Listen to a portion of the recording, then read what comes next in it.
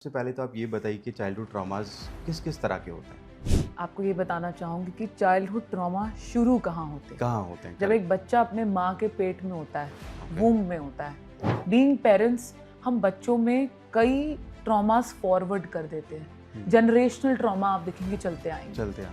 जैसे जब बच्चे छोटे होते हैं किसी को नो कह देते हैं तो फ्रेंड्स बोलते हैं अच्छा आज से हम दोस्त नहीं। हाँ। सब ने पूरे ग्रुप ने मिलकर एक बच्चे को बॉयकॉट कर दिया। तो एक बच्चा जिसको लगता है यार ये सारे मेरे फ्रेंड्स हैं और अचानक से उसके फ्रेंड्स ने उसको बॉयकॉट कर दिया, तो उस बच्चे को लगता है ओह माय गॉड, वो बच्चा रिजेक्टेड और अबैंडन्ड फील करेगा। करेक्ट। अक्सर ऐसा पाया जाता है, मैंने ऐसे पढ़ा है कि वो लड़कियां ज़्यादातर जब उनको कोई लड़का प्रपोज करता है तो वो लड़कियां उसको बहुत इजीली एक्सेप्ट कर लेती हैं। तो वो उनको कैसे रियलाइज़ होता है कि वो उन्होंने पार्टनर गलत चूज़ किया है और उसका रीज़न क्या है कि वो उसको इतना जल्दी एक्सेप्ट करा? आज के एपिसोड में हम बात करेंगे चाइल्डहुड ट्रॉमास की। हमारे साथ हैं Preetika Singh, CEO of Prayag hospitals group. Preetika, स्वागत है आपका हमारे पॉडकास्ट में। Thank you Rahat, thank you for having me with you today. तो हम जैसे आज हमने डिसाइड किया कि हम चाइल्डहुड ट्रॉमास की बात करेंगे। सबसे पहले तो आप ये बताइए कि चाइल्डहुड ट्रॉमास किस किस तरह के होते हैं? देखिए ये बताने से पहले कि चाइल्डहुड ट्रॉमा किस किस तरह के होते हैं, मैं आपको ये बताना चाहूँगी कि चाइल्डहुड ट्रॉमा शुरू कहाँ होते हैं। कहाँ होते हैं? जब एक बच्चा अपने माँ के पेट में होता है, वूम्ब में होता है, एक बच्चे के लिए उसका पहला चाइल्डहुड ट्रॉमा उसकी माँ के वूम्ब से शुरू होता है। ओके। जब बेबी पूरा फॉर्म हो जाता है, जो इमोशंस माँ के होते हैं वही इमोशन से वो बच्चा गुजरता है। जो माँ खाती है बच्चा वही खाता है। तो जो चाइल्डहुड ट्रॉमास की जो शुरुआत है वो माँ के वूम्ब से होते हैं। ड्यूरिंग प्रेगनेंसी, मतलब जी बिफोर डिलीवरी स्टार्ट हो जाता है।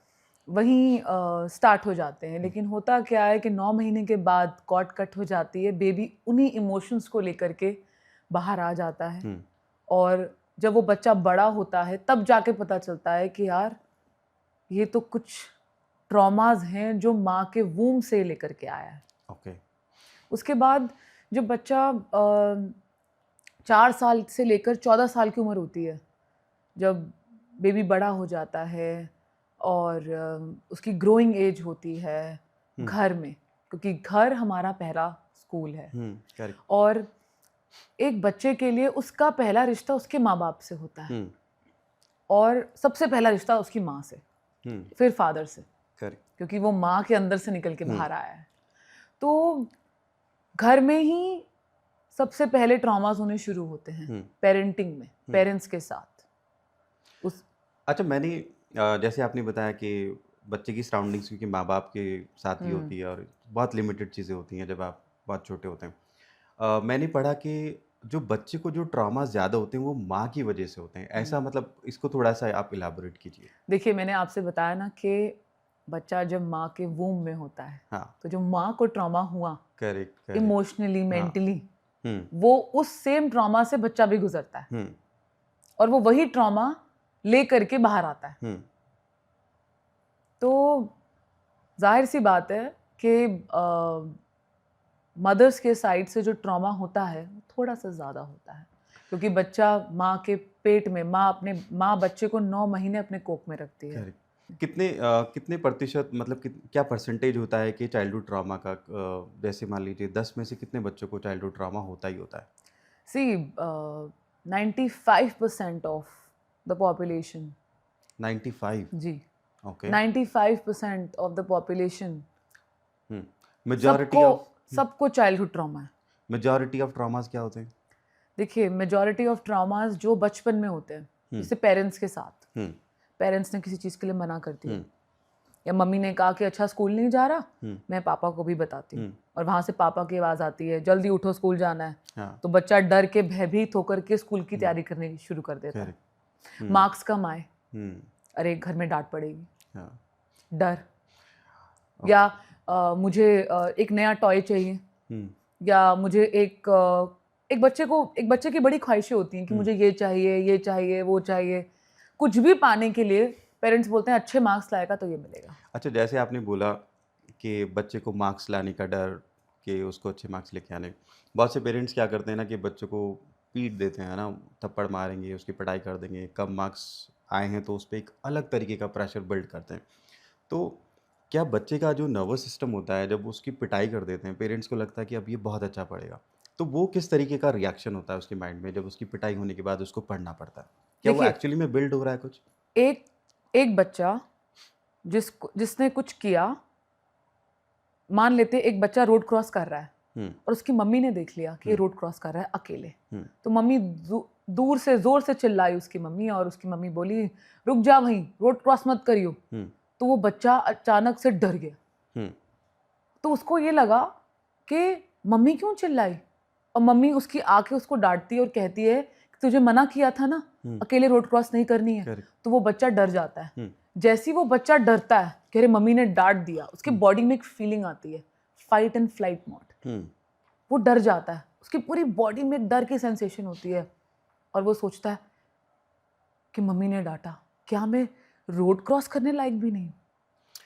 लेकिन उसको ये भी तो हो सकता है ना कि उसको ये बात भी माइंड में हो जाए कि यार रोड क्रॉस करना मतलब इज़ अ रिस्की जॉब और मैं उसको देख के कर, तो ये भी तो एक पहलू हो सकता है क्या? रोड क्रॉस करना इज अ रिस्की टास्क, ये मदर का थॉट है। ओके। बच्चा तो रोड क्रॉस कर रहा था ये सोच के कि मैं रोड क्रॉस करने जा रहा हूँ और मैं रोड क्रॉस कर लूंगा। ओके। लेकिन जैसी मदर बच्चे पे चिल्लाई कि बेटा रुक जा, खबरदार तूने रोड क्रॉस करी, तो वो बच्चा डर गया। उसके अंदर एक फीलिंग आई, घबरा गया।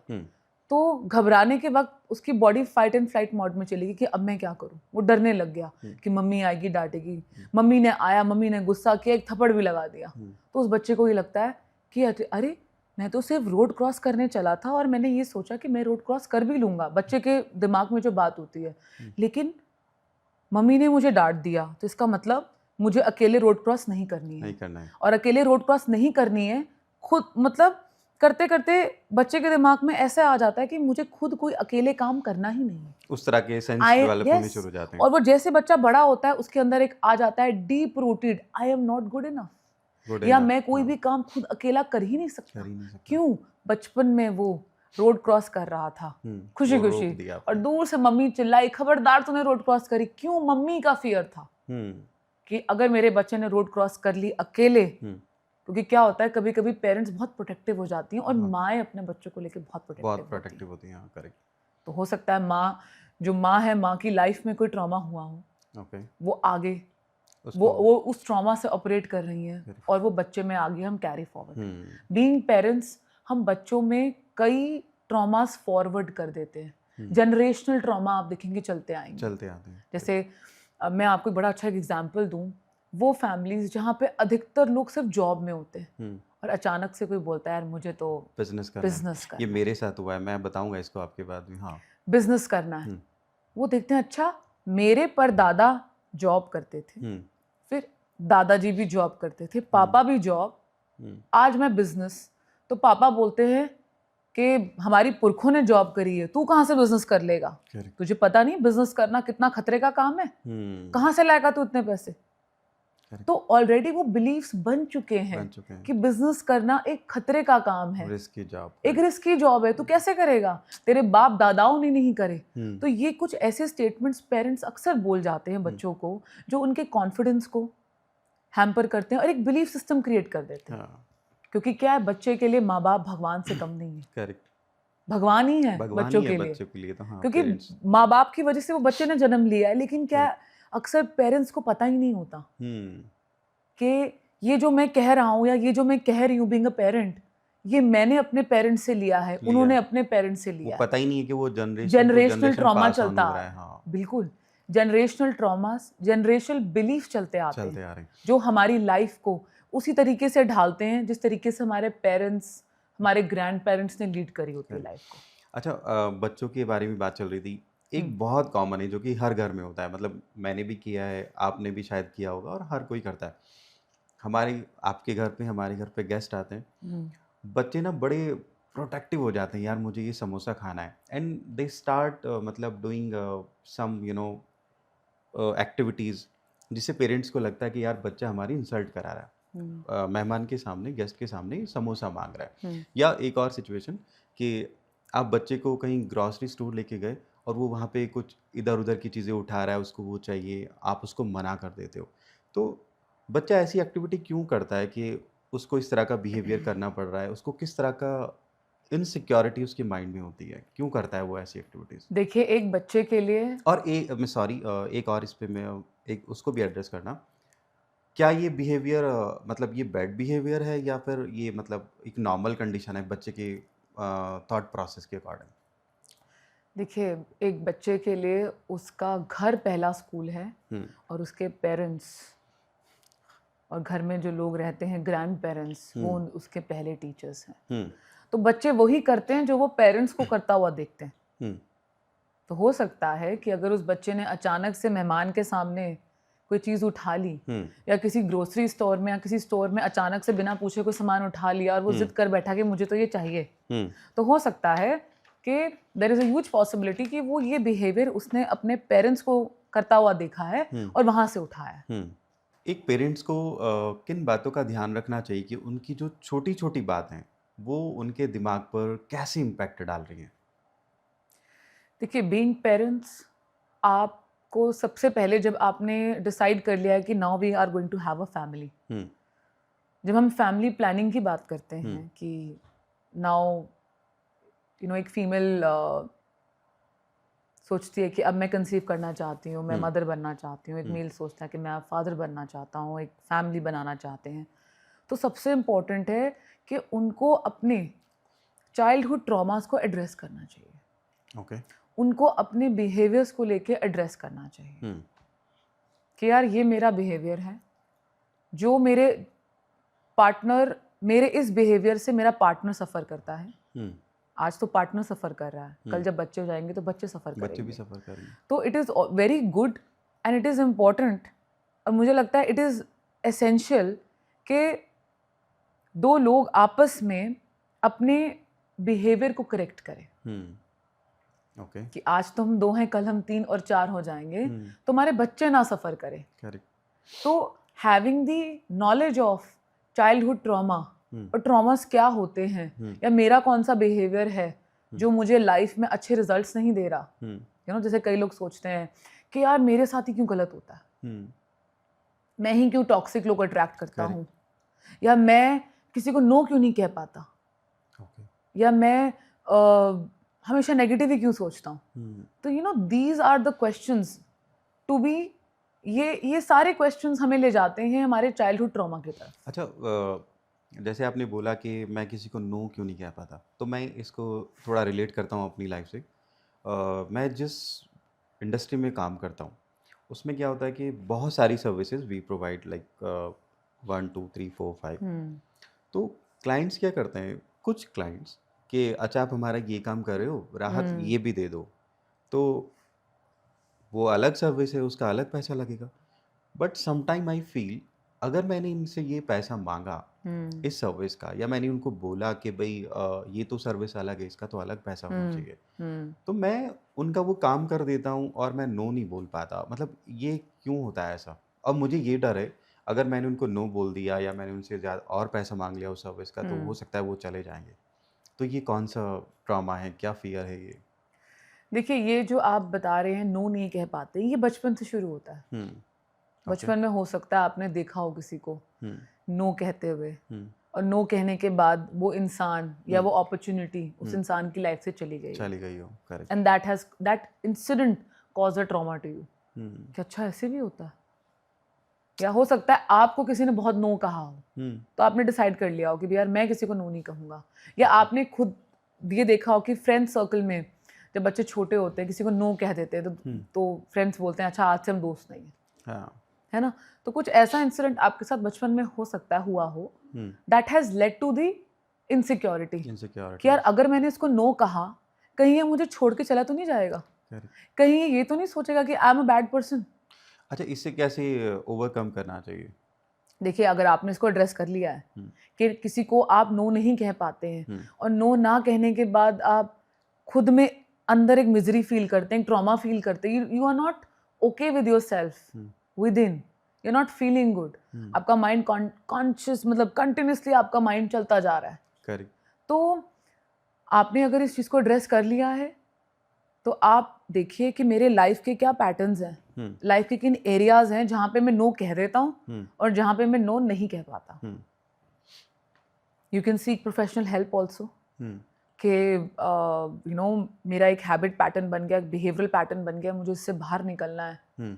तो जब हम एक चीज़ को कॉन्शियसली देखते हैं कि सामने से किसी ने कहा कि मेरा ये काम कर दो, अंदर से आवाज़ आई राहत नहीं करना है काम, नहीं करना है. ओके. तो आप क्या करते हो, इंस्टेड ऑफ सेइंग यस कि अच्छा मैं कर देता, आप बोलते हो नहीं सॉरी यार मैं नहीं कर पाऊंगा. वो आपको अपने बीइंग में लाना पड़ेगा, आपको प्रैक्टिस करनी पड़ेगी, कॉन्शियसली आपको अपनी डेली लाइफ में प्रैक्टिस करनी पड़ेगी उसको, तभी आप उससे ओवरकम हो सकते हैं. बिकॉज इन द एंड किसको प्रॉब्लम हो रही है, आपको. Who is uncomfortable, you. Who, where is the misery? Inside of you. You are causing misery to your own self. तो हम कोई ऐसा काम क्यों करें जो हमारे बचपन के अपब्रिंगिंग में हमारा एक ब्लूप्रिंट सेट हुआ, आज हमने रियलाइज कर लिया कि यार ये मेरा ब्लूप्रिंट बचपन में सेट हुआ था, बिकॉज ऑफ दिस इंसिडेंस ये ट्रॉमा मुझे हुआ, लेकिन अब मैंने जान लिया, पहचान लिया, इससे बाहर निकलना मेरी जिम्मेदारी. Trauma happened to you, but to come out from the trauma is 100% your responsibility. My responsibility. Correct. अब आप ब्लेम करते रहो कि मुझे तो, मैं तो ऐसा ही हूँ या मुझे नहीं निकलना, क्योंकि ट्रॉमा से बाहर निकलना खुद के साथ जंग लड़ने के बराबर है. करेक्ट. तो अभी हम वापस चलते हैं, चाइल्डहुड ट्रॉमा की बात करेंगे. ये तो मेरे बारे में था कुछ. बचपन में ना क्या होता है कि बच्चों के साथ सेक्सुअल वायलेंस भी हो जाता है. करेक्ट. तो और जो वायलेंस जो लोग करते हैं वो आपकी सराउंडिंग्स और आपके बहुत क्लोज होता है. कई बार आपके नेबर हो सकते हैं, गुड अंकल हो सकते हैं, गुड आंटी हो सकती हैं, कि जिनको आपकी फैमिली बहुत अच्छा समझती है. ऐसे क्या सिम्टम्स हैं कि एक फैमिली को बहुत प्रोटेक्टिव हो जाना चाहिए कि ये इंसान मेरे बच्चे के लिए सही नहीं है? क्या किस तरह के हिंट्स उनको मिलते हैं और किन चीज़ों का ध्यान रखना चाहिए? देखिए, जब बच्चा छोटा होता है, चाहे वो बॉय हो या गर्ल हो, most of the time it depends. जो आपने बताया कि सेक्सुअल वायलेंस, सेक्सुअल अब्यूज जो होता है वो घर में ही होता है. घर में ही. करेक्ट. किसी नोन से ही हो जाता है. In most of the cases. मैं ये नहीं कहूँगी कि हर केस में, in most of the cases.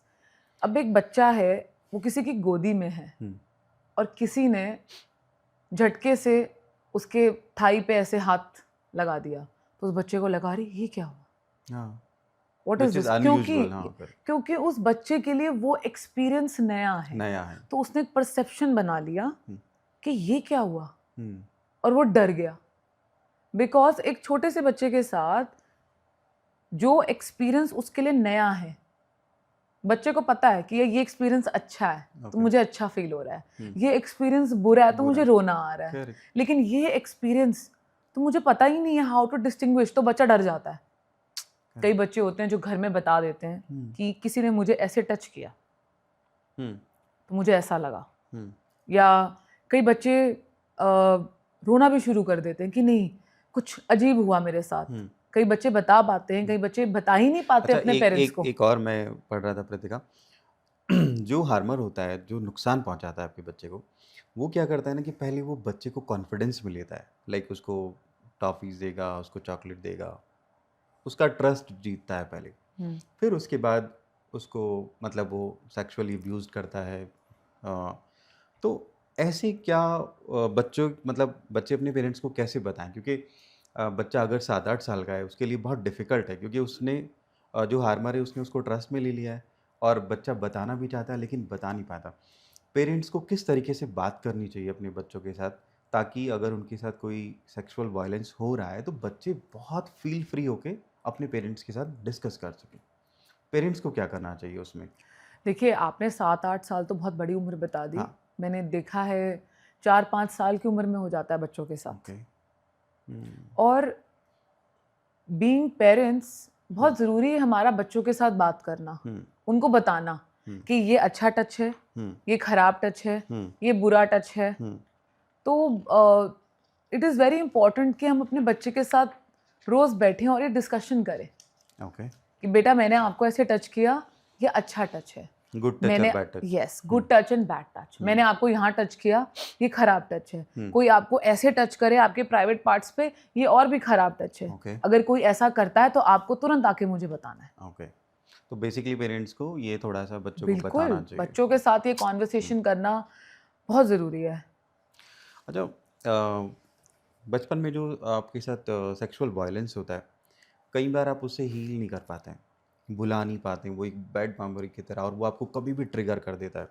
Even हो सकता है कि वो 15, 20, 30 साल की उम्र में भी करता हो। तो जब आप बड़े हो जाते हैं, मतलब 30, 35, 40 साल की उम्र में, तो उससे कैसे हील कर सकते हैं? देखिए, मोस्ट इम्पॉर्टेंट है कि आपको लग रहा है कि बचपन में आपके साथ कुछ सेक्सुअल अब्यूज़ हुआ है, राइट? एक एक्सपीरियंस आपकी बॉडी ने एक्सपीरियंस किया और आप उसको कैरी फॉरवर्ड, कई लोग आपने देखे, they are touch me not. उनको अगर आप गुड इंटेंशन से भी टच करते हैं, या एक फीमेल है, उसकी फीमेल फ्रेंड ही उसको टच करे तो वो डर जाते हैं। या मेल है, उसको कोई मेल फ्रेंड टच कर रहा है या कोई फीमेल फ्रेंड टच कर रही है, तो वो डर जाते हैं। क्यों? बिकॉज ऑफ द बचपन में जो उनके साथ इंसिडेंट हुआ, दैट सेक्सुअल अब्यूज या सेक्सुअल वायलेंस जो उनके साथ बचपन में हुआ। तो एक होता है कि फिर वही बात आ जाती है कि यार, जब मुझे कोई टच करता है या मुझे कोई हग करता है, गुड टच करता है, तो मैं क्यों अजीब फील करता हूँ। तो अगर आपको ये रियलाइजेशन में है कि नहीं यार, this has something to do with my childhood, then you seek help. मैंने आपको बताया ना कि ट्रॉमा हैपन टू यू, लेकिन to come out of to come out from that trauma, it is your choice, it is up to you, it is your responsibility.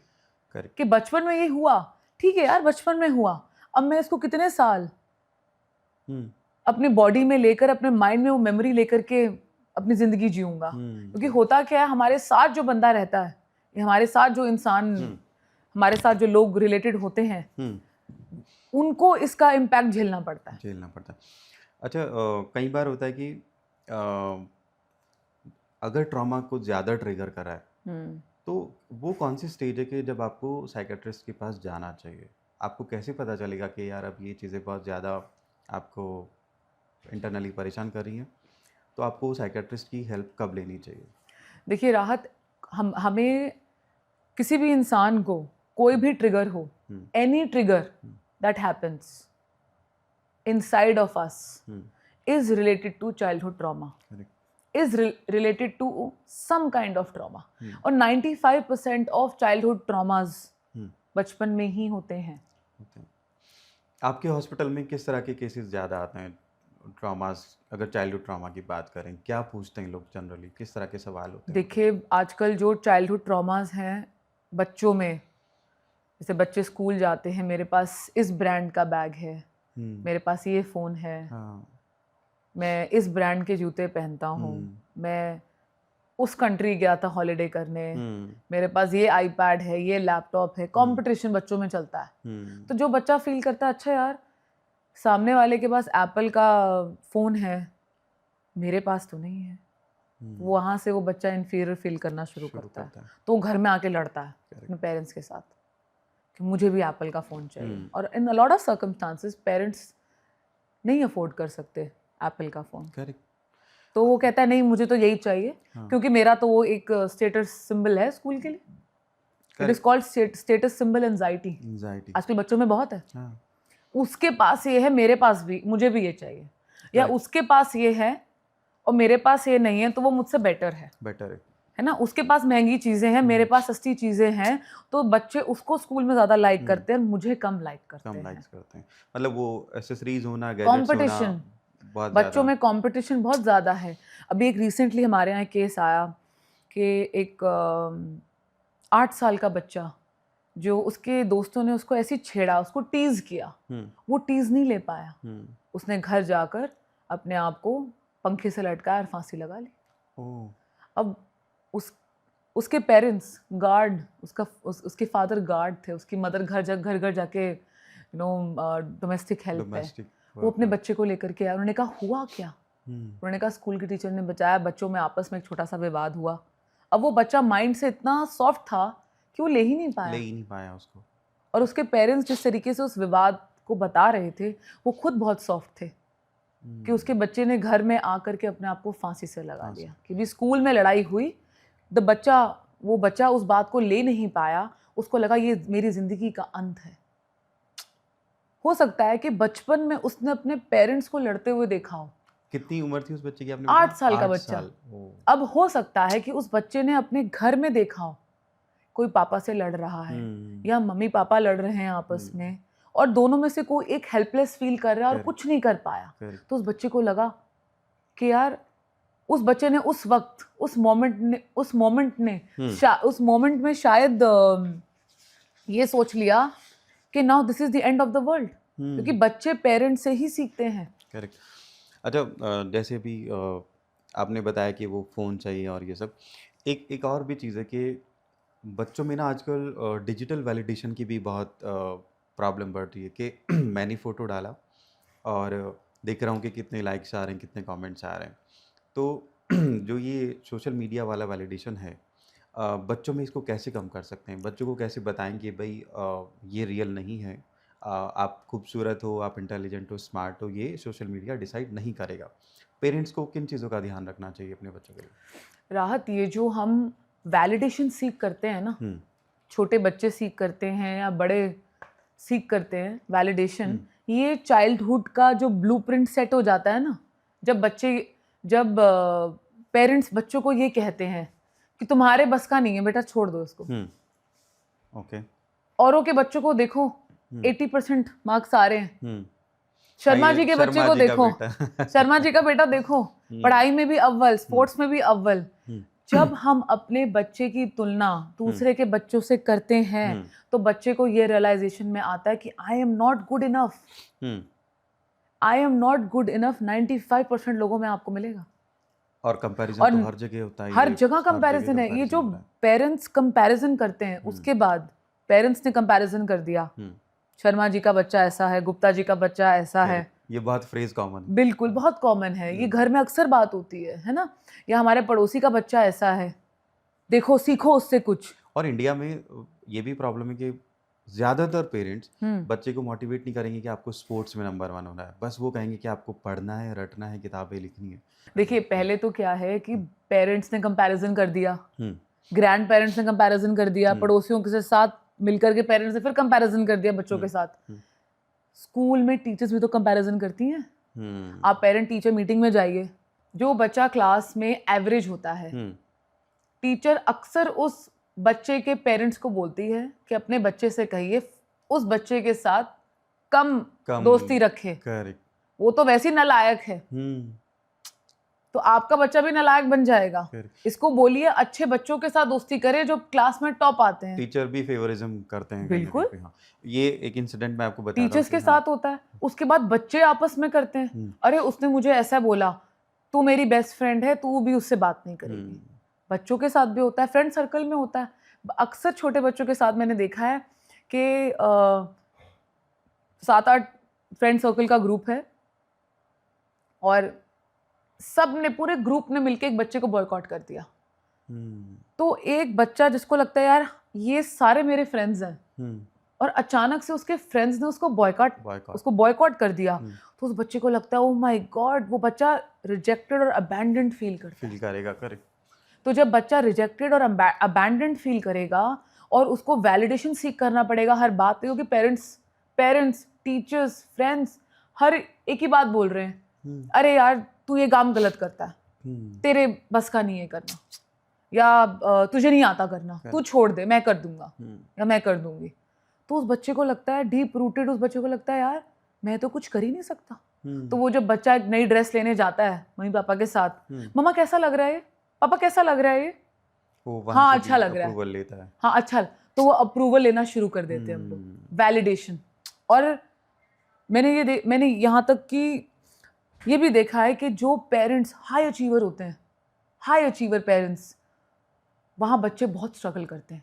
उन बच्चों को बोलने की अनुमति नहीं होती, वो बच्चे बोल ही नहीं पाते, जाहिर ही नहीं कर पाते कि मुझे ये चाहिए पापा। और पेरेंट्स को लगता है कि हमने तो सब कुछ अचीव किया है, तो वी नो एवरीथिंग। यस, हमसे ज्यादा तो किसी को पेरेंट्स ने सब कुछ अचीव किया है, तो उन्हें लगता है कि मेरा बच्चा भी ऐसा ही बने, उससे कोई गलती ना हो जाए। क्या होता है कि जब हम हाई अचीवर्स होते हैं, कभी ना कभी मतलब हाई अचीवर्स होने के बाद हमें ऐसा लगता है कि हाई अचीवर्स जब पेरेंट्स बहुत होते हैं वो कहीं ना कहीं परफेक्शनिज्म की तरफ भी जाते हैं, तो उन्हें लगता है कि आई एम परफेक्ट, तो मेरा बच्चा भी परफेक्ट हो हर एरिया में, so that it gives a pride to the parent. It's a dopamine high. It's a dopamine high. It gives a pride to the parent कि मेरा बच्चा, देखिए मेरा बच्चा कितना महान है, मेरी कितनी रिस्पेक्ट करता है. लेकिन वहीं वो बच्चा अगर हल्की सी भी डिसरिस्पेक्ट कर दे तो वो सारा प्राइड चूर चूर हो जाता है.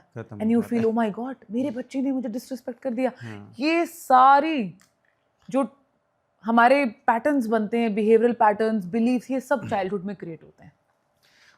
okay. और बच्चे को ये भी लगता है कि यार पापा तो इतने हाई अचीवर हैं, मम्मा तो इतनी हाई अचीवर है. वो एक साइकोलॉजिकल प्रेशर हो जाता है, साइकोलॉजिकल प्रेशर हो जाता है बच्चे के लिए. अब मैं आपको एक बड़ा अच्छा एग्जाम्पल देती हूँ. आजकल अगर देखा जाए तो बहुत सारे मेल्स, बहुत सारे boys, they have gone towards womanisation. You know, अभी recently I was having a conversation with somebody और वो इंसान मुझे कहता है कि मैं तो एक वुमनाइजर हूँ. We were just having a normal conversation.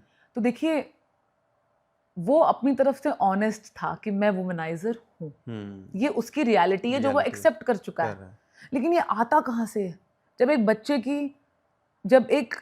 बच्चे के बचपन में उसके सेल्फ एस्टीम की धज्जियां उड़ा दी जाती हैं और उसको ये बता दिया जाता है, ये महसूस करा दिया जाता है कि तुम्हारे बस का नहीं है बेटा, नहीं है कुछ, मैं हाई अचीवर हूँ, तुमको भी ऐसा बनना है.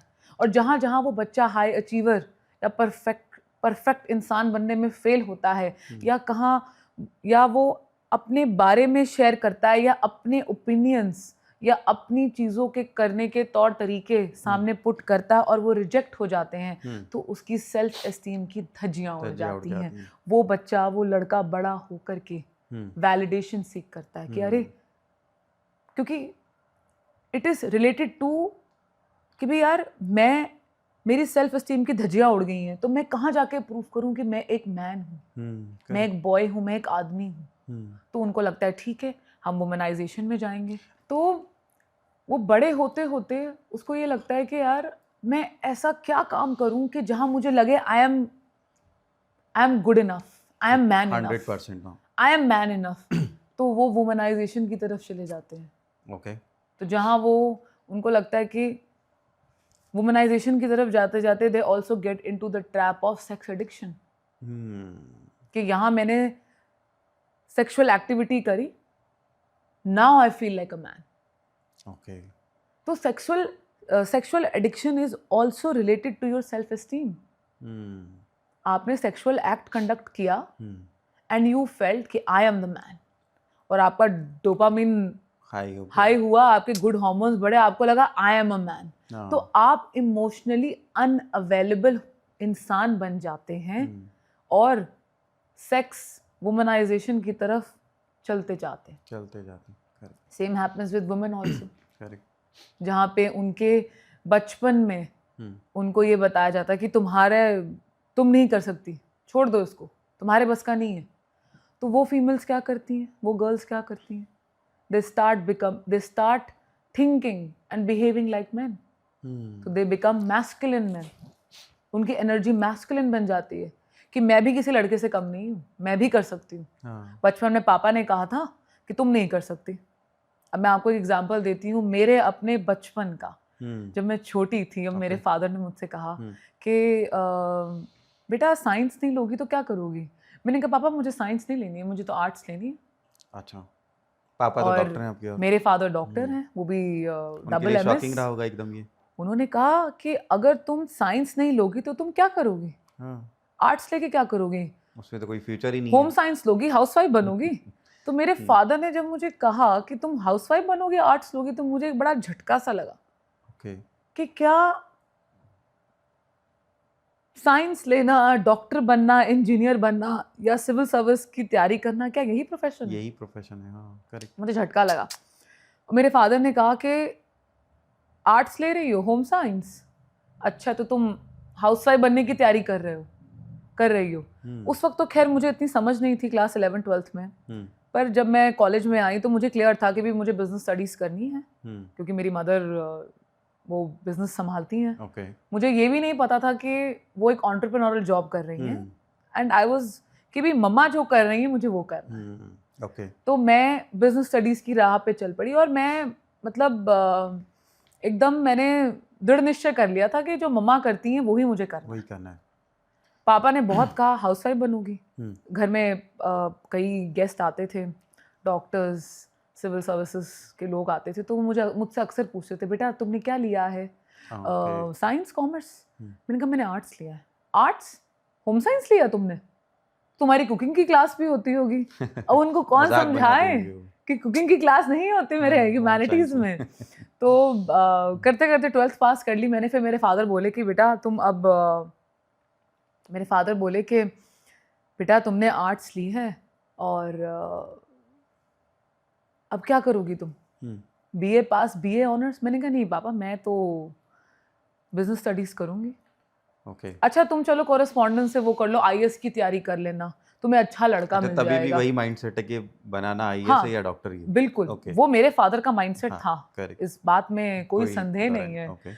तो मुझे ऐसा लगा यार कि मेरे खुद के फादर ऐसी सोच रखते हैं, तो मुझे बड़ा झटका सा लगा।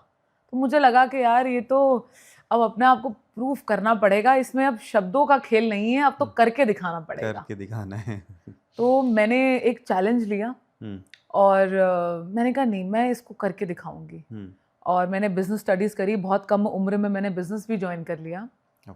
लेकिन मन में हमेशा ये रहा कि पापा को यही था कि ये लड़की है, इसने दूसरे के घर जाना है, तो ये डॉक्टरी पढ़ लेगी या आईएएस बन जाएगी, इंजीनियर बन जाएगी, तो उसे एक अच्छा लड़का मिल जाएगा। पापा की सोच यहाँ तक फ्यूचर प्लानिंग बेसिकली उनका चल रहा है। तो उस सोच, पापा की उस सोच को लेके मुझे बड़ा झटका लगा। तो मुझे लगा यार कि मैं लड़की हूँ, शायद इसलिए मेरे पिताजी ऐसी सोच रखते हैं। उस 18 साल की प्रीतिका ने ये सोचा कि यार क्या लड़की होना गुनाह है? क्या मतलब एक लड़की अच्छा पढ़ लिख जाएगी, उसको एक अच्छा वर मिल जाएगा, वो अपने घर चली जाएगी, क्या यही जिंदगी है? क्या यही अंत है? तो वहां मुझे एक झटका सा लगा, और वहां मुझे वो मेरा एक चाइल्डहुड ट्रॉमा था। जब पापा ने कहा कि तुम्हें दूसरे के घर जाना है। तो उसके बाद जब मैं बड़ी हुई और बहुत जल्द 22 साल की उम्र में मेरी लाइफ में मेडिटेशन आ गया था, सेल्फ वर्क करना, अपने इमोशंस, अपने नेगेटिव इमोशंस से बाहर आना, अपने चाइल्डहुड ट्रॉमास को एड्रेस करना। तो जब मैंने ये देखा, इनको एड्रेस करते करते जब मैं 25 साल की उम्र मेरी हो गई, और मैंने ये देखा कि अरे वो 18 साल की प्रीतिका ने पापा की उस एक बात को लेकर के वो एक जंग पे निकल गई, वो भी खुद के साथ कि अगर मैं लड़का होती तो शायद पापा ऐसा ना कहते। मैं एक लड़की हूँ इसलिए पापा ने ऐसी बात कही। तो मैं एक जंग लड़ने लगी अपने साथ कि मैं भी किसी लड़के से कम नहीं हूँ। मैं वो सब करके दिखाऊंगी जो एक लड़का कर सकता है। और मैं कब मेरी मैस्कुलिन एनर्जी ज्यादा हो गई एज कंपेयर टू मेरी फेमिनिटी, मैंने अपनी फेमिनिटी को इग्नोर करना शुरू कर दिया। और कैसे मैं वो मैस्कुलिन एनर्जी ओवरटेक मैंने कर ली, और मैं उसी के अकॉर्डिंग वही एक चश्मा पहने अपने फादर के साथ एक अपनी लाइफ कई साल तक लीड करती आई। फिर जब मैंने अपने चाइल्डहुड ट्रॉमास को एड्रेस किया तो मैंने कहा अरे ये तो पापा की सोच थी, तूने क्यों अपने साथ एक जंग लड़ ली। और मैंने कहीं पढ़ा भी था, बहुत अच्छा किसी ने लिखा है कि हर घड़ी खुद से उलझना है मुकद्दर मेरा, मैं ही कश्ती हूँ मुझ में है समंदर मेरा। क्या बात है यार, वेरी नाइस। तो मुझे ये समझ में आया कि इतने साल पापा की कही हुई बात को तू दिल से लगाकर बैठी रही, और तूने अपने बर्ताव को बदल लिया, अपने अंदर जो छोटी प्रीतिका है उसको कहीं खो दिया, और एक लड़ाई लड़ने लग गई खुद के साथ। क्योंकि पहले मुझे लगता था, मैं पापा को ब्लेम करती थी कि पापा ने ऐसा कहा, पापा को प्रूफ करके दिखाऊंगी। लेकिन मुझे बाद में समझ में आया जब मैंने थेरेपी सेशंस लिए और कई सारी हीलिंग्स में मैं गई, और मुझे समझ में आया कि नहीं, वो तो पापा ने कुछ कहा और मुझे अंदर कुछ फील हुआ। कि तो मैं वो अभी लड़की भी हूँ। ट्रिगर करता है आपको वो थॉट प्रोसेस? नहीं, अब अभी मुझे भी? ट्रिगर नहीं करता है वो ओके। थॉट प्रोसेस, क्योंकि कई साल लगे इसको एक्सेप्ट करने हील में करने पहले, क्योंकि में, क्या है ना, एक्सेप्ट हम करने, अक्सर डिनायल में रहते हैं। डिनायल में, हाँ। हम अपने ट्रॉमास को लेकर के डिनायल में रहते हैं। अरे ये ट्रॉमा थोड़ी ना है, ये तो पापा ने कहा ऐसा, गलती पापा की थी, पापा की पापा ऐसा बोले, पापा माफी मांगे। करेक्ट। अरे पापा ने कहा, वो सत्य है, उसे कोई बदल नहीं करेक्ट। सकता, लेकिन उसका मीनिंग मैंने क्या दिया वो मेरे पे तय करता है। अच्छा, पापा ने तो ये सोचा था कि मेरी बेटी पढ़ लिख पढ़ लिख जाएगी, जाए, हाँ, उन्होंने तो पॉजिटिव वे एक में सोचा पावरफुल था। पोजीशन पे आ जाएगी। करेक्ट। क्योंकि देखिए ना, आज से कई साल पहले पेरेंट्स की सोच यही होती है कि जो पढ़ता है पावर उसी के पास पावर होती उसके है, पास। जो और पढ़ ये लिख सच जाता भी है है। वैसे थोड़ा थोड़ा कि जब आप पढ़ लिखते हैं, हालांकि वो चाहे आप एजुकेशन इज ह्यूमैनिटीज में पावर, हो, एजुकेशन पूरा का एजुकेशन पूरा इज पावर है। पावर, एब्सोल्युटली आप वो चाहे एजुकेशन इज साइंस पावर। ये एक हो, बिलीफ है कॉमर्स हो, हाँ, कुछ और भी। एक जनरेशनल बिलीफ है करेक्ट। जो चलता आ रहा है, parent to parent, parent to parent, correct. Parent to parent. तो जब मैंने अपने ट्रॉमा को एड्रेस किया, उसको हील किया, उस पर वर्क किया, ऐसा नहीं था कि एक हीलिंग सेशन में या एक थेरेपी सेशन में वो ठीक हुआ, ठीक हो गया। कई थेरेपी सेशंस लगे। फिर मैंने ये देखा कि कहाँ मैं, बीइंग अ फीमेल, मैं कहाँ मेरे सामने पापा फिगर कोई आ जाता है तो कहाँ वो जंग फिर से शुरू हो जाती शुरू हो है, जाती। जहाँ मैं कृतिका अपने आप को प्रूफ करने शुरू कर देती कि मैं भी किसी लड़की से कम नहीं हूँ, हूँ। मैं भी किसी लड़के से कम नहीं हूँ। Very inspiring, very inspiring.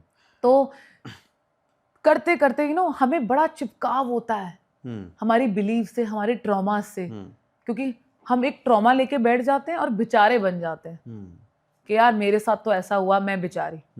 तो बड़ा चिपकाव हो जाता है। तो उस चिपकाव को अपने माइंड से, अपने बिलीफ सिस्टम से हटाने में एक बड़ा टाइम लगता है। तो जब एक बड़ा टाइम, मुझे काफ़ी टाइम लगा उसको अपने बिलीफ सिस्टम से हटाने में, लेकिन जब मैंने उसको अपने बिलीफ सिस्टम से हटाया तो मुझे सच में ऐसा लगा कि मैं आज़ाद हो गई।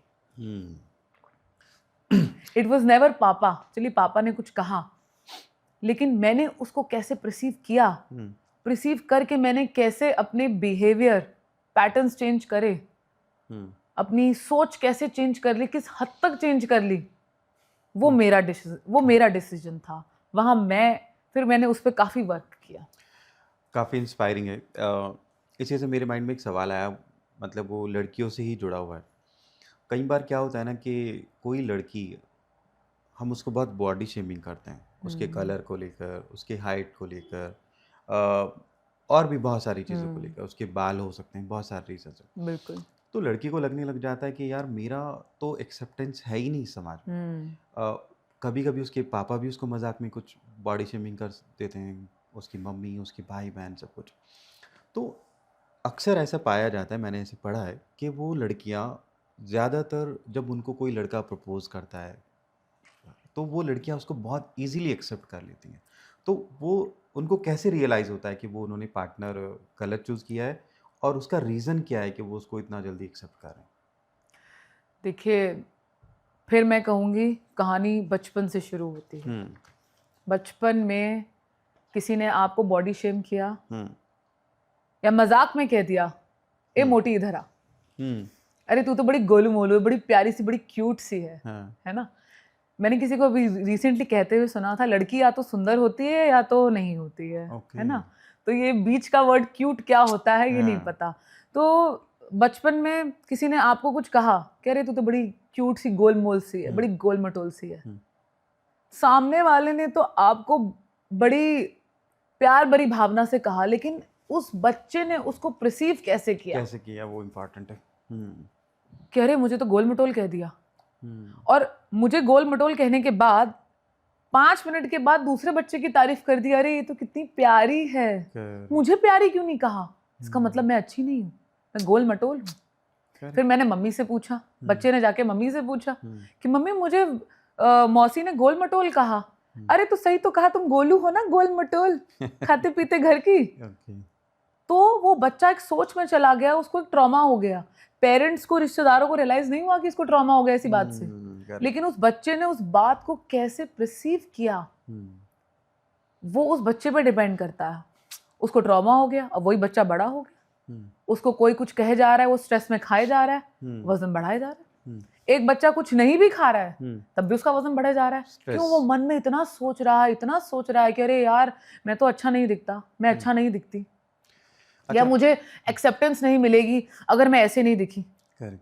तो वो बच्चे को लगता है अरे वो एक मैं तो साइकोलॉजिकल प्रेशर है कि अब आपको अच्छा दिखना है, बिल्कुल वो सोच रहा है उसके बारे ये में। एक उसकी साइकोलॉजी बन गई, एक बिलीफ बन गया कि यार मैं तो अच्छा नहीं दिखता, मैं अच्छा तो नहीं हर कोई मुझे गोल मटोल कहता है। Correct. और जब वो बच्चा बड़ा होता है उसको लगता है अच्छा गोल मटोल मोटे आदमी को कहते हैं, बद्दे आदमी को कहते हैं, मैं अच्छा नहीं हूँ, चल मैं दिखने में अच्छी नहीं हूँ या मैं दिखने में अच्छा नहीं हूँ। तो उसको लगता है यार मैं तो दिखने में अच्छा नहीं हूँ, मैं तो अच्छा इंसान नहीं हूँ। भले वो इंसान पढ़ाई में कितना अच्छा हो या लाइफ में कितना अच्छा हो या कितना अच्छा इंसान हो, लेकिन हमारी अंदर एक हमारी इनर कॉन्वर्सेशन हमारे खुद के साथ चलती रहती है कि मैं तो अच्छा हूँ नहीं, आई एम नॉट गुड इनफ।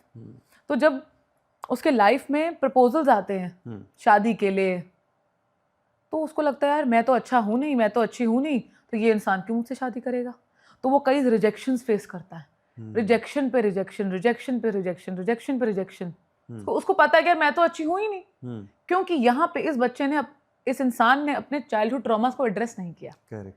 यहाँ पे ये लड़का या लड़की अपने चाइल्डहुड ट्रॉमा, उसको पता ही नहीं है कि ये चाइल्डहुड ट्रॉमा है मेरा, लेकिन उसने बिलीफ बना लिया। फिर घर वाले भी बोलते हैं जाओ थोड़ा वजन कम कर लो अपना, कोई लड़का तुम्हें पसंद नहीं करेगा, कोई लड़की तुम्हें पसंद नहीं करेगी। लड़की के साथ देखो उस लड़की को कितनी सुंदर है, कितनी पतली है, कितनी लचीली है ना। अक्सर इस तरीके के हम कमेंट कब कब कर देते हैं, घर वाले कब कमेंट पास कर देते हैं कि वो एक ट्रॉमा, एक चोट सी लग जाती है मन में। उसके बाद कई सारे रिजेक्शंस देखते हुए अचानक से एक सामने आपको एक एक्सेप्टेंस मिलती है। अरे चलो इसने मुझे एक्सेप्ट कर लिया, चलो जो भी है जैसा भी मेरी जिंदगी में यही लिखा है, कम से कम तो एक्सेप्ट तो कर रहा है, कम से कम मुझे एक्सेप्ट तो कर रहा है, कम से कम इसकी नजरों में एक्सेप्टेबल तो हूं मैं, इसने मुझे एक्सेप्ट तो किया। भले मुझे ये इंसान एक्सेप्टेबल नहीं है, भले जो मैंने कल्पना गढ़ी है कि मुझे ऐसे इंसान से शादी करनी है वो ये नहीं है, पर इसने मुझे एक्सेप्ट कर, चलो कोई बात नहीं छोड़ो, यही मेरी जिंदगी में लिखा है, इसी को एक्सेप्ट कर लेते हैं। आगे भले बने या ना बने, आगे क्या हो कुछ नहीं पता, इससे मुझे एक्सेप्ट कर लिया, पर ठीक है ये मुझे एक्सेप्ट करने को तैयार है, मैं जैसी भी दिखती हूँ, तो मैंने वो एक्सेप्टेंस, वो प्रपोजल एक्सेप्ट कर लिया। अच्छा, इस तरह की फिर उस टाइम पे तो एक्सेप्ट कर लिया, हो गया, शादी हो गई या जो भी आपने पार्टनर चूज कर लिया, तो उसमें बाद में किस तरह के कॉन्सिक्वेंसेज होते हैं? मतलब अगर आपने थोड़ा सा इसके बारे में बताएं। देखिए बाद में तो किसी भी तरीके के कॉन्सिक्वेंसेज होते हैं, मेन कॉन्सिक्वेंसेज तो कंपैटिबिलिटी होते हैं और फिजिकल अट्रैक्शन बहुत ज़रूरी है। तो एक इंसान ने आपको चूज़ कर लिया, अब उसने आपको किस बेसिस पे चूज़ किया है वो तो वही इंसान बता सकता है। लेकिन आपको अगर ऐसा लग रहा है कि I am not good enough, इसने मुझे चूज़ कर लिया, मैं जैसी भी हूँ ये इंसान मुझे एक्सेप्ट करता है आपकी लुक्स को लेकर, क्योंकि आपको लगता है कि मेरी लुक्स जो है आई एम नॉट गुड इनफ, पर इसने मुझे एक्सेप्ट कर लिया जो मेरी लुक्स हैं। हो सकता है आगे आगे आगे जाकर के आपके कई बिहेवियर पैटर्न्स हैं जो उस इंसान को एक्सेप्टेबल ना हो, लेकिन अगर आपको अभी भी अपने चाइल्डहुड ट्रॉमास के बारे में नहीं पता, आप अनअवेयर हैं, तो that will multiply the misery. क्योंकि जो चाइल्डहुड ट्रॉमा सबसे डीप रूटेड होता है वो हमारे लाइफ के हर एरिया में रिफ्लेक्ट होता है। भाई कोई लड़की है उसने एक्सेप्ट कर लिया, कोई लड़का है उसने एक्सेप्ट कर लिया कि भाई चलो ठीक है, इतने रिजेक्शंस देखने के बाद सामने वाला ये इंसान मुझे एक्सेप्ट कर रहा है, चलो यहाँ शादी करो, ख़त्म करो, तो हमने एक लेवल पार कर लिया कि चलो ठीक है, अब कोई नहीं कहेगा इसकी शादी नहीं हो रही थी, ये मोटी थी, ये काला था, ये गोरा था, या इसके whatsoever the reason may be, हाँ। अब नेक्स्ट लेवल आता है, अब हो सकता है आपको खाना बनाना नहीं आता अरे तुम्हें खाना बनाना नहीं आता, अरे इसने कह दिया मुझे खाना बनाना नहीं आता, चाहे वो लड़का हो चाहे लड़की हो, अलग ट्रॉमास हैं, तो आपको लगेगा अच्छा again I am not good enough. तो how we are in one area of our life is how we are in every area of our life.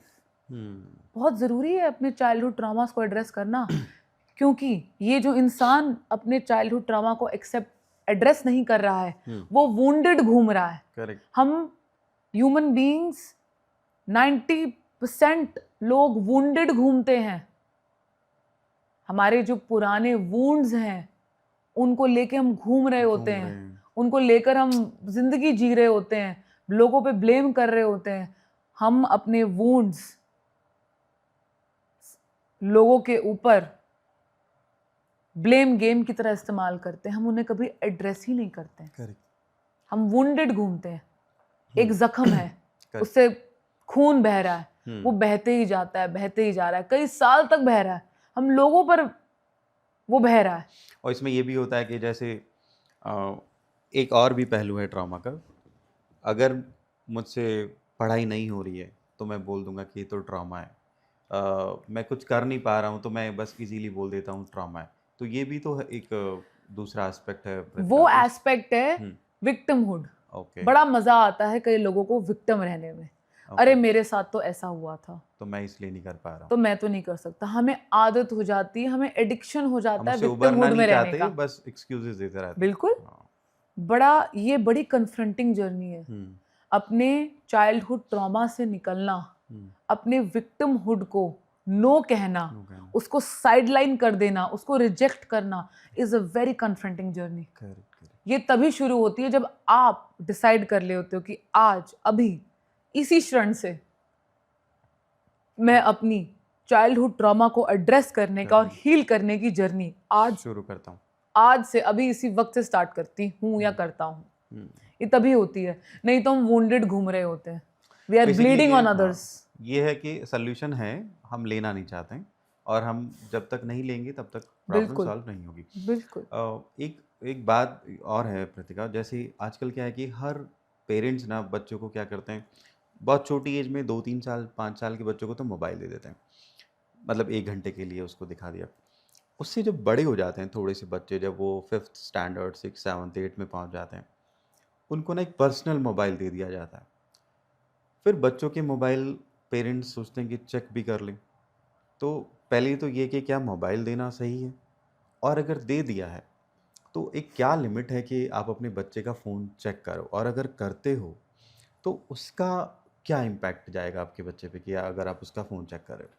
देखिए, बच्चे को मोबाइल देना या ना देना ये एक पर्सनल चॉइस है। ओके, ये एक पर्सनल चॉइस है। लेकिन आप अगर बीइंग अ पेरेंट अपने बच्चे का मोबाइल फोन चेक कर रहे हैं या ट्रैक कर रहे हैं वो इस वक्त कहाँ है, इसका मतलब आपको आपके बच्चे पे भरोसा नहीं है।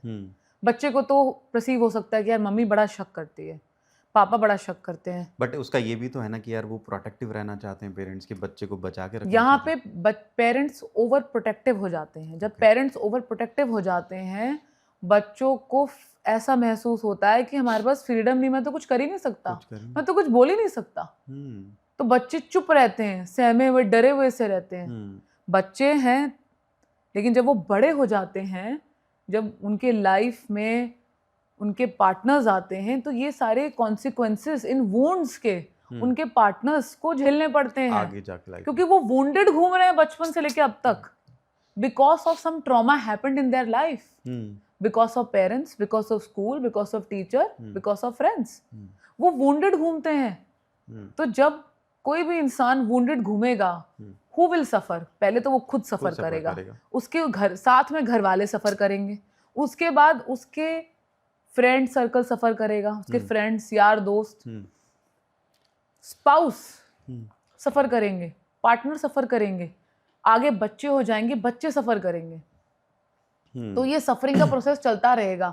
और फिर क्या होता है कि अच्छा मेरे को ये ट्रॉमा मिला, मम्मी ने कहा था रात को 10 बजे के बाद अच्छे घर के बच्चे बाहर नहीं जाते और सो जाते हैं। तो दादी को वही मिला, दादी ने मम्मी को दिया, मम्मी ने मुझे दिया और मैंने आगे दिया।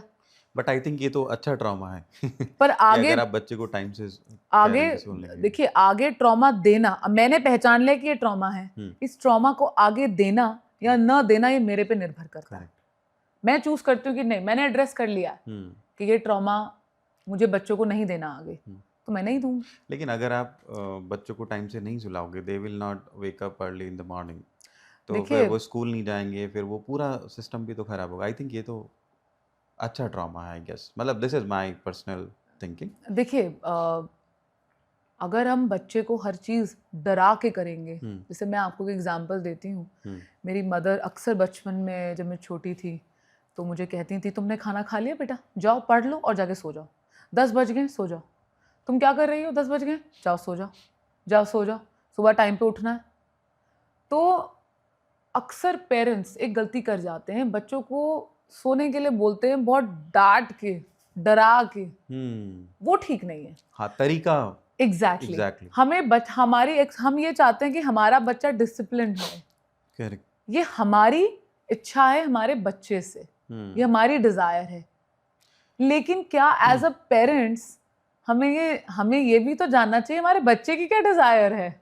और आई थिंक कि 10 बजे मम्मी पापा पिक्चर देख रहे हैं, बच्चा कह रहा है यार मुझे भी देखना है, मुझे भी अपने मम्मी पापा के साथ एंजॉय करना है, या मम्मी पापा के फ्रेंड्स घर में आए मुझे भी उनके साथ एंजॉय करना है। तो अक्सर हम बच्चों का गला घोट देते हैं उनको डिसिप्लिन का पाठ पढ़ाते हुए, डराते हुए मोस्टली। ये कभी नहीं करना चाहिए। ये बच्चे की सेल्फ एस्टीम पर, बच्चे की चाइल्ड साइकोलॉजी पे इसका बड़ा खराब इम्पैक्ट होता है, जो कि जब बच्चा बड़ा हो जाता है तब जाके पेरेंट्स को दिखता है कि अच्छा अभी तो बच्चा छोटा है, आप उसको डरा रहे हैं, बेटा 9:30 हो गए, जाओ जाके सो जाओ, जाओ जाके सो। मेहमानों के बीच में बच्चे को डांट दिया। मेरी एक नोन में है, मैं अक्सर उनके घर जाती हूँ तो वो अपने बच्चों को 9:30 बजे अगर मैं उनके घर पे हूँ, जाओ जाके सो जाओ, जाओ जाके सो जाओ। अब उस बच्चे का मन है कि यार ये जो आई हैं इनके साथ बैठते हैं, बात करते हैं, बड़ा मजा आ रहा है, कुछ खेल कूद करते हैं, और मम्मी कह रही है सो जाओ। तो वो मम्मी डांट के बोलती है जाओ जाके सो जाओ, सुबह स्कूल जाना है तुमको, सुबह जल्दी उठना है तुमको, या तुम्हारी क्लास है सुबह।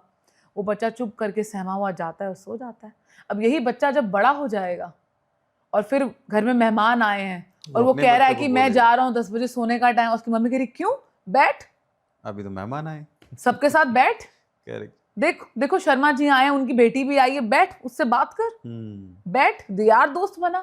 तू क्या 10 बजे सो जाता है, जा बाहर जाके घूम। आप समझ रहे हैं? जब बच्चा छोटा है तो उसको कूट कूट के भर दिया जाता है कि डिसिप्लिन रहिए, और जब वो बड़ा हो जाता है तो पेरेंट्स कहते हैं कि यार तेरे यार दोस्त क्यों नहीं है, तू घर क्यों नहीं बुलाता, तू बाहर क्यों नहीं जाता। जब उन्हें लगता है कि यार अब इसकी शादी की उम्र हो गई है। और ये इस तरह की पेरेंट्स के बिल्कुल होता है कि आपके फ्रेंड्स होने चाहिए, आपके साथ ये बैठे हैं तो इनसे बात करिए, तो बिल्कुल फिर वो एकदम से आई थिंक नहीं आ पाता है बच्चे के अंदर। अब देखिए एक पेरेंट्स है, उसके बेटे की शादी नहीं हो रही है, और पड़ोस में जो शर्मा आंटी उनके बेटे की शादी हो गई है, वो बड़ा आउटगोइंग है, बड़ा एक्सट्रोवर्ट है, तो वो माँ बोलती है तू क्यों इतना इंट्रोवर्ट है, तू भी जा एक्सट्रोवर्ट बन बाहर। तो जब वो बच्चा एक्सट्रोवर्ट बनने की राह पे था तो तब आपने उसको डिसिप्लिन का डंका डाल करके उसको डरा दिया, करेक्ट। और आज आप उसको कह रही हैं कि जाके आप एक्सट्रोवर्ट बनिए। इंट्रोवर्ट से सीधा एक्सट्रोवर्ट। बिल्कुल। तो बड़ा इंपॉर्टेंट है चाइल्डहुड ट्रॉमास को एड्रेस करना, नहीं तो वो बच्चा, हर इंसान वुंडेड घूम रहा है। अच्छा, एक चीज़ होता है, कई बार बच्चे कहते हैं ना कि मम्मी मुझे डर लग रहा है, पापा मुझे डर लग रहा है। अब कुछ पेरेंट्स क्या करते हैं, अरे ये कोई डरने की बात है, ये कोई डरने का तरीका है, इसमें क्या डरना, इस तरीके से उसको एड्रेस करते हैं। तो उसको कैसे बच्चे के साथ कॉन्वर्सेशन करना चाहिए कि ताकि बच्चे का जो प्रॉब्लम है उसको कैसे एड्रेस करें? देखिए जब बच्चा कहता है मुझे डर लग रहा है, वो सबसे डर, उसके मन में एक थॉट है, वो थॉट उसके बॉडी में एक फीलिंग क्रिएट करता है, जो फीलिंग कहती है कि मुझे डर लग रहा है। ऐसे जब एक बच्चा बता रहा है कि मुझे डर लग रहा है, तो ऐसे केस में पेरेंट्स को बच्चे को पूरे तरीके से सिक्योर फील कराना चाहिए, ताकि उसके शरीर, उसके बॉडी में जो डर की फीलिंग है या उसके माइंड में जो थॉट है जो उसको डर की फीलिंग दे रहा है, तो उसको भाई बात करें कि भाई क्या बात है बेटा, जो क्या हुआ ऐसा जो डर लग रहा है, तुम्हें क्यों डर लग रहा है। अब फॉर एग्जाम्पल ले लेते हैं, बच्चा कहता है कि मुझे अंधेरे से डर लग रहा है। क्यों डर लग रहा है बेटा, कहाँ तुमने देख लिया ऐसा, कहाँ सुन लिया कि अंधेरा जो है वो डर से कनेक्टेड है। डर से कनेक्टेड है। अंधेरा मने डर, क्या हुआ बताओ, क्या तुम्हें डर लग रहा है। तो बच्चे के साथ बैठ करके उसको डीप डिगिन करना बहुत जरूरी है कि ये डर की भावना उसके अंदर कहाँ से आ रही है, उसके माइंड में ऐसा कौन सा विचार है, ऐसी कौन सी बात है जो उसको ये कहने पे मजबूर कर रही है कि अंधेरे से मुझे डर लग रहा है, या पहले ऐसा कब हुआ कि अंधेरे में कुछ हुआ। तो बच्चे के साथ बैठ करके आपको बड़ा ध्यान रखना पड़ेगा कि हम उसको उस डर से बाहर निकालें। अच्छा, एक होता है स्ट्रिक्ट पेरेंटिंग के, फादर के मदर के कॉमन डायलॉग्स होते हैं, अरे हमने भी तो झेला है, हमने भी तो ये सहा है, ये तुमसे क्यों नहीं हो पा रहा है। तो स्ट्रिक्ट पेरेंटिंग कितना सही है, मतलब किस लेवल तक होना चाहिए? देखिए जब अक्सर पेरेंट्स, अगर मैंने भी सुना है ऐसे कहते हुए पेरेंट्स को कि अरे हमारे जमाने में हमारे जमाना तो हम तो पढ़ाई भी करते थे, हाँ। स्कूल से आके अपने कपड़े भी धो देते थे, हाँ। और मम्मी की हेल्प भी कर देते थे किचन में, और तुम देखो कुछ करने को तैयार नहीं तुम हो। पढ़ ही नहीं पा रहे हो। यस, क्योंकि उनके पेरेंट्स ने ऐसा किया, फिर आगे उनके पेरेंट्स ने ऐसा किया। तो this is again related to generational trauma, that is जो हम आगे कैरी फॉरवर्ड करते हैं, देते हैं लिटरली, कि देखो मैंने भी ऐसा किया है, तुमको भी ऐसा करना पड़ेगा, भले उस बच्चे का मन नहीं है। हाँ। उस पर थोपा जाता है कि तुम भी ऐसा करो। क्यों? क्योंकि उसकी माँ ने ऐसा किया, क्योंकि उसके फादर ने ऐसा किया, क्योंकि उन्होंने ऐसा सीखा, उनके पेरेंट्स ने ऐसा सीखा, आगे उनके पेरेंट्स ने ऐसा सीखा। तो मेरे हिसाब से जहाँ तक कि थोड़ी बहुत स्ट्रिक्टनेस ठीक है बच्चे के साथ, लेकिन मुझे लगता है कि स्ट्रिक्टनेस जो है ना, जब हम एक बच्चे के साथ स्ट्रिक्ट हो जाते हैं तो वो क्रिएटिविटी को मार देता है। हाँ। वो बच्चे के एक्सप्रेशन को मार देता है ना। जब बच्चा बड़ा हो जाता है, अरे बेटा बोलो अपनी बात टेबल पे रखना सीखो, put your opinion on the table, you know. तो अक्सर कई लड़के लड़कियों के साथ ऐसा होता है बचपन में, जो वो स्ट्रिक्ट पेरेंट्स होते हैं, चुप रहो, खामोश, तुम ये नहीं बोल सकते, चुप रहो। या माएँ बहुत डरती हैं फादर से, चुप कर बेटा, पापा के सामने मत बोल। या पापा ने हल्की सी आवाज़ में डांटा मम्मी को कि मम्मी तक चुप कर गई, तो बच्चे को लगता है अरे यार यहाँ मम्मी चुप कर गई तो मैं कैसे बोलूँ। बच्चा भी डर जाता है, पूरे घर का माहौल डर का हो जाता है। तो उस जो घर का एनवायरनमेंट होता है वो भी बच्चे की साइकोलॉजी पे बहुत बड़ा इम्पैक्ट करता है। आप स्ट्रिक्ट हैं, आप चाह रहे हैं आपका बच्चा सिर्फ अव्वल आए क्लास में, फर्स्ट आए क्लास में, अच्छे मार्क्स लाए, चुप रहे, तो आप अपने बच्चे को एक अच्छा इंसान बनाने की राह पे चल पड़े, या एक रोबोट बनाना चाह रहे हैं आप अपने बच्चे को? आजकल तो ज्यादातर यही कि तू खड़ा हो, मैं बोलूं मेरा बेटा खड़ा हो तो वो खड़ा हो जाए, बैठ तो बैठ, सो तो सो। क्यों? उसका कोई ओपिनियन मैटर नहीं करता। बिल्कुल। तो जिन घरों में ऐसा होता है, वहां पे बच्चे बड़े होने के बाद भी अपनी बात रख ही नहीं पाते अपने पेरेंट्स के सामने, डरते हैं कि अरे अगर मैंने ऐसा कह दिया तो पता नहीं घर में माहौल क्या हो जाएगा, पूरा डर का माहौल हो जाएगा, लड़ाई हो जाएगी। तो बच्चे डरते हैं, भागते हैं कि छोड़ो, मैं नहीं बताऊंगा कि पापा ऐसा कर रहे हैं, मुझे तकलीफ हो रही है। यू नो, जैसे अक्सर क्या होता है, मम्मी पापा लड़ रहे हैं, पापा ने मम्मी पे चिल्ला दिया, बच्चे डर जाते हैं। बच्चों को लगता है डर लग रहा है, तो वो सोते भी डर से हैं। उनको लगता है यार अगर मैंने ये डर बताया कि पापा मम्मा मुझे डर लग रहा है, आपने जो लड़ाई लड़ी है 2 घंटे पहले, मुझे अभी भी डर लग रहा है, तो बच्चे को लगता है मैं ये भी क्यों बताऊं, इसको बताने से कहीं फिर लड़ाई ना हो जाए, पता नहीं क्या होगा। वो बच्चा डर के अपनी जिंदगी जीता है, और जब वो बड़ा हो जाता है तो वो अवॉइडेंट हो जाता है। वो चीज़ों को अवॉइड करने लगता है, लड़ाई झगड़ों को अवॉइड करने लगता है। आप देखिए कई लोग हैं जो कहते हैं यार आराम से बात करो, लड़ो मत। हाँ, ऐसा बहुत यार मुझे लड़ाई नहीं चाहिए, करेक्ट, मैं रिलेशनशिप में रहने को तैयार हूँ, मैं यार सब चीज़ें मंजूर है, बस लड़ाई मत करो। क्यों? This is unaddressed childhood trauma जो उसके बचपन से आ रहा है। जैसी लड़ाई हुई वो इंसान भागा, लड़ाई से भागा, कन्फ्रंटेशन से भागा। क्यों? जब लड़ाई होती है उसे डर लगता है, जब कन्फ्रंटेशन होता है उसको डर लगता है कि अगर मेरी गलती सामने आ गई तो क्या होगा, लड़ाई होगी, पापा मार देंगे या मम्मी बहुत सुनाएंगी, तो जो मम्मी पापा ने किया शायद ये लोग भी वही करेंगे।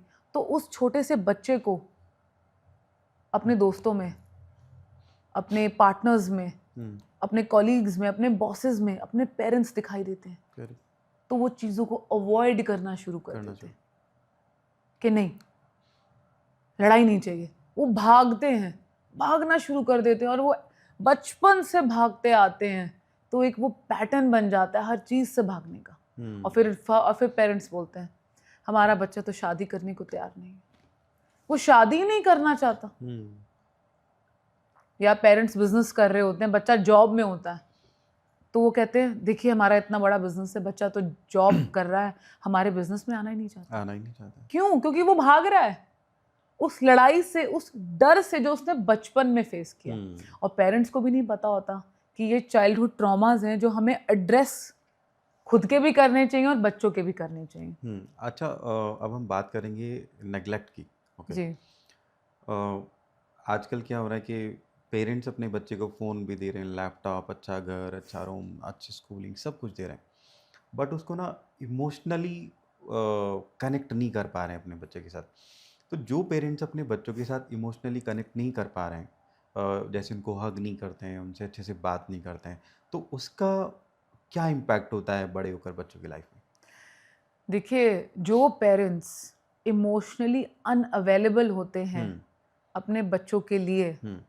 वो बच्चे भी इमोशनली अनअवेलेबल हो जाते हैं बड़े होकर के बड़े होकर। औरों के लिए। हम्म। उन्हें पता ही नहीं होता कि इमोशनल अवेलेबिलिटी होती क्या है। मान अब एक छोटा सा बच्चा है, वो गिर गया, वो रोने लग गया, वो गिर के जमीन पे बैठा है, वो रो रहा है कि मुझे कोई आए, मम्मी पापा आए, उठाए, गले लगाए, सहलाए, और वो होता ही नहीं। रिपीटेड पैटर्न वो होता ही नहीं। जब वो बच्चा चाह रहा है एक इमोशनल बॉन्डिंग, कि उसकी माँ कहे कि कोई बात नहीं बेटा, सब ठीक हो जाएगा, कुछ नहीं हुआ, सब ठीक हो जाएगा, वो कुछ चाह रहा है इमोशनली, कुछ इमोशनल नीड है उसकी जो वो चाह रहा है और जो सामने से नहीं मिलती, तो उस बच्चे को लगता है अच्छा मैं ही गलत हूँ, मैं ही गलत सोच के बैठा हूँ। तो बच्चे को लगता है कि इट इज़ ओके। तो जब वो बड़ा हो जाता है, उसके सामने कोई रो रहा होता है, तो उसको लगता है अच्छा चलो डोंट क्राई, ओके। तो उसको भी नहीं समझ में आता कि मैं इसको कैसे केटर करूँ। Again this is connected with unemotional. जो पेरेंट्स इमोशनली अवेलेबल नहीं होते अपने बच्चों के लिए, वो खुद के अपने ट्रॉमा में, खुद की प्रॉब्लम में उलझे हुए हैं। उन्हें पता ही नहीं कि बच्चे की कैसे इमोशनल नीड पूरी करनी है। जैसे बच्चा है, खाना नहीं खा रहा, तो माँ डांटती है कि खाओ, तो प्यार से उसको हाथ से खिलाती है, प्यार से सहला के खिलाती है, एक एक निवाला उसको बड़े प्यार से खिलाती है। तो बच्चे को लगता है मेरी माँ मुझे कितने प्यार से। These are all small small emotional needs जो बहुत ज़रूरी है, क्योंकि वो एक बच्चे को फॉर्म कर रही है। ये बच्चा जब बड़ा हो जाएगा तो ये भी इमोशनली अनअवेलेबल हो जाएगा। इमोशनल मैच्योरिटी नहीं रहेगी उस बच्चे में। उसके सामने कोई रो रहा है या उसको लग रहा है यार कि मैंने कुछ किया और सामने वाले को हर्ट हो गया, और सामने वाला कह रहा है यार तूने मुझे हर्ट किया। वो कह रहा है अच्छा मैंने हर्ट किया, तो बचपन में तो मैं भी ऐसे हर्ट हुआ था, तो मुझे क्या करना चाहिए। वो कहता है यार तूने मुझे हर्ट किया, सॉरी तो बोल। अच्छा सॉरी बोलना है, तो उसको एक नया पर्सपेक्टिव दिखता है कि यार मैंने अपने दोस्त को हर्ट किया, वो मुझे कहता है कि तू सॉरी बोल, मैंने सॉरी बोल दिया और उससे उसका हर्ट ठीक हो गया। लेकिन वो फिर कंफ्यूज्ड है कि क्या होता है इमोशनल हर्ट, कैसे मैंने हर्ट किया, कैसे मैं इमोशनली अनअवेलेबल हूँ, उसको पता ही नहीं है। यस तो पता ही नहीं चलता। ये बहुत बड़ा पार्ट है पेरेंटिंग का, बहुत बड़ा पार्ट है पेरेंटिंग का, जो emotionally unavailable fathers, emotionally unavailable mothers नहीं एड्रेस कर पाते बच्चों को, क्योंकि उन्हें खुद ही नहीं पता होता। अच्छा, जिन बच्चों को बचपन में मतलब उनका इमोशनल कनेक्ट उनके पेरेंट्स का अच्छा नहीं रहा है, और वो आज भी उस तरह की सिचुएशन में, जैसे आपने बोला कि वो इमोशन को समझ ही नहीं पाते हैं, उनको समझ में नहीं आता कि यार मैं इसको सॉरी क्यों बोल रहा हूँ, या मैं इमोशनली अवेलेबल नहीं हूँ, तो वो अपने आप को कैसे ठीक कर सकते हैं, like if they are like in 25-30s? देखिए, बचपन में एक बच्चे ने देखा मम्मी पापा को लड़ते हुए, उसने देखा लड़ाई हो रही है, उसने देखा लड़ाई हुई, खत्म हो गई, बट पापा ने मम्मी को सॉरी नहीं कहा या मम्मी ने पापा को सॉरी नहीं कहा, तो वो उसका बिलीफ बन जाता है कि अच्छा लड़ाई हो जाती है, उसके बाद सब अलग हो जाते हैं, कोई किसी को सॉरी नहीं कहता। तो उसने एक लर्निंग ले ली। कोई भी पेरेंट्स अपने बच्चे का बुरा नहीं चाहते, करेक्ट। बस होता ये है कि उन्हें पता नहीं होता, दे आर नॉट अवेयर। मैं ये नहीं कहूँगी पेरेंट्स की गलती है, मैं ये कहूँगी कि पेरेंट्स को पता ही नहीं है कि मेरे इस बिहेवियर का मेरे बच्चे पे क्या इम्पैक्ट पड़ेगा। ये तब पता चलता है पेरेंट्स के लिए, तब वरी साइन हो जाता है जब वो बच्चा बड़ा हो जाता है और उसकी लाइफ का कोई एक एरिया उसके लिए वर्क नहीं कर रहा होता है। तो पेरेंट्स सोचते हैं मेरा बच्चा ऐसा क्यों है,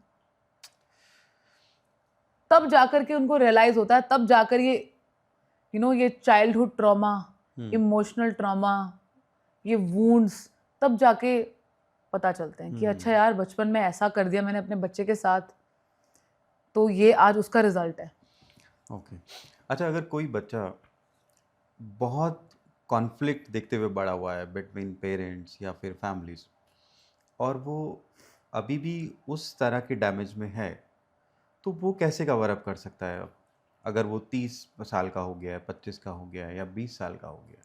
देखिए, जो बच्चे बहुत कॉन्फ्लिक्टेड माहौल में, डर, लड़ाई झगड़े, गुस्से के माहौल में पैदा होते हैं, अगर वो देखते हैं पेरेंट्स स्टैंड ले रहे हैं कि ऐसा नहीं होना चाहिए, ऐसा क्यों हो रहा है, तो उनकी साइकोलॉजी में भी ये आ जाता है कि कल को ऐसा मेरे साथ होगा तो मैं भी ऐसा ही बिहेव करूंगा जैसे मम्मी पापा ने किया था। करेक्ट। अगर तो वो देखते हैं कि यार मम्मी पापा लड़ रहे हैं, यार मम्मी ने कुछ नहीं कहा, पापा बोले जा रहे हैं, या मम्मी लड़ रही हैं, पापा ने कुछ नहीं कहा, मम्मी बोले जा रही हैं, या कोई आउटसाइडर्स मेरे पेरेंट्स को कुछ कह रहा है, या दादा दादी या नाना नानी कुछ मेरे पेरेंट्स को कह रहे हैं, और बच्चे के लिए वो गलत है, उसके परसेप्शन में वो गलत है कि यार ये तो गलत है, ऐसे मेरी नानी को या दादा को या दादी को या पापा को ऐसे मेरी मम्मी को नहीं कहना चाहिए, या ऐसे मेरे पापा को नहीं कहना चाहिए।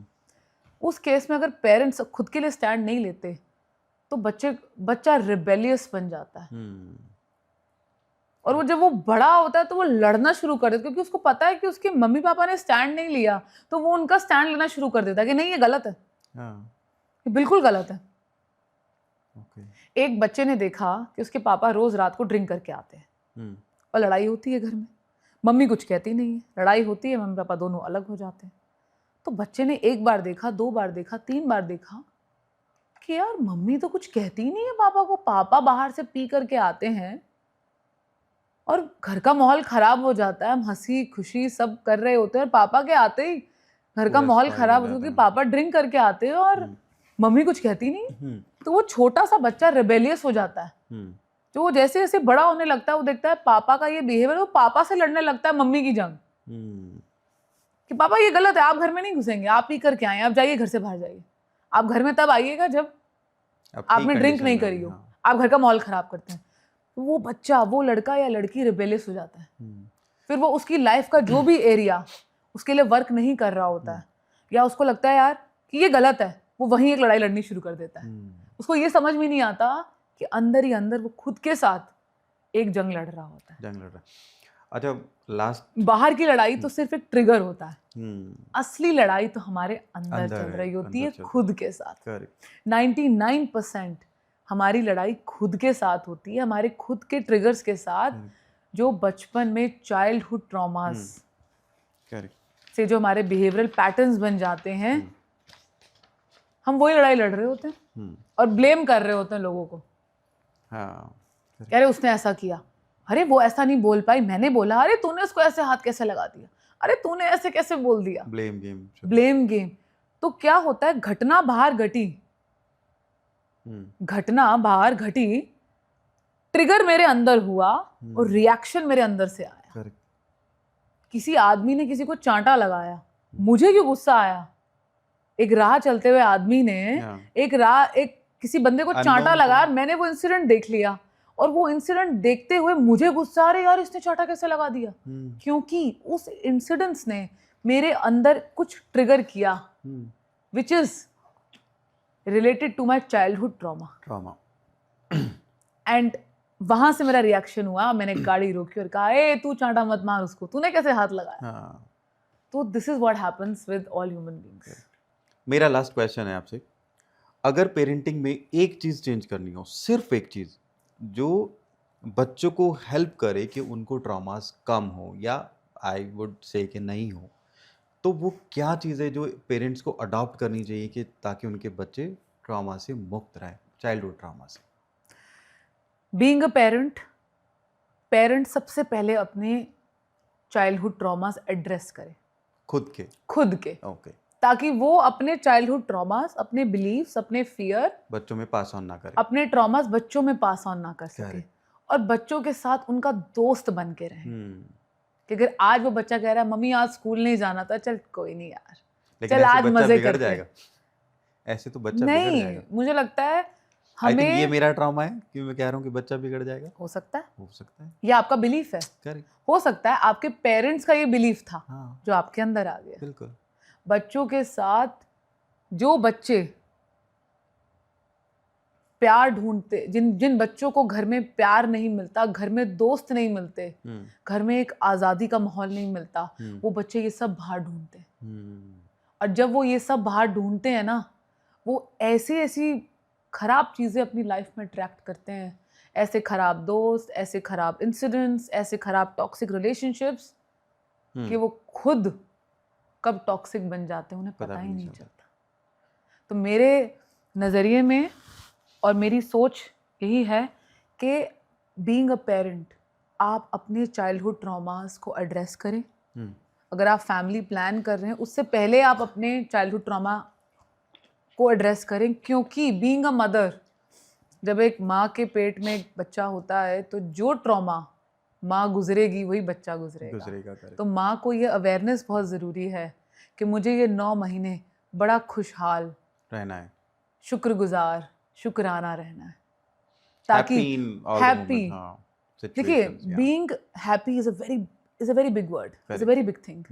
पीस में रहना बड़ा ज़रूरी है, क्योंकि वही इमोशंस बच्चे में जाएंगे और वही इमोशंस जब बच्चा बड़ा होगा तो माँ को दिखेंगे।